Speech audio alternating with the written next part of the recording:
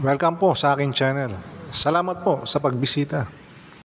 Paano mo malalaman na hindi ka gusto ng isang babae kahit inad ka niya sa Facebook? Number 1, pag mini-message mo siya, matagal mag-reply. Umaabot ng ilang oras or kinabukasan na ang reply niya. Sabihin natin, pwede siyang busy, pero kung madalas mangyari ito, ibig sabihin, di ka mahalaga sa kanya. Number 2, ikaw lagi ang una nagme-message sa kanya. Ni minsan, hindi siya nang una mag-message sa iyo. Number 3, kung sumagot man siya sa mga messages mo, dry ang reply niya. Isang tanong mo, isang sagot niya.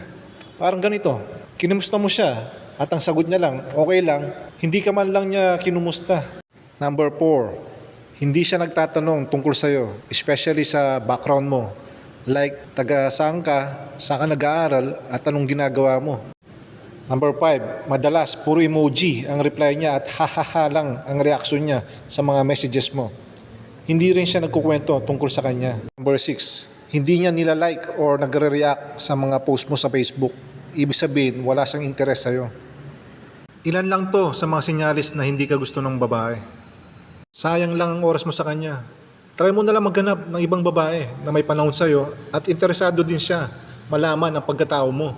Ito pala si Kuya Casey. Payong kaibigan lang po. Hanggang dito na lang. Salamat po sa pagbisita, kaibigan.